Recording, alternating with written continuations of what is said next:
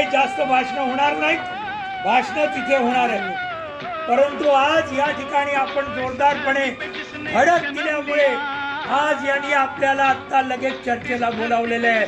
हा पहिला विजय झालेला आहे, ही गोष्ट आपण लक्षात घ्या. जे आपलं निवेदन आहे ते तिथे मांडण्यात येईल, चर्चा केली जाईल आणि त्याचबरोबर मग नंतर काय निर्णय होतो, काय निष्कर्ष निघतो हे आपल्याला नंतर त्या सभेमध्ये सांगण्यात येईल.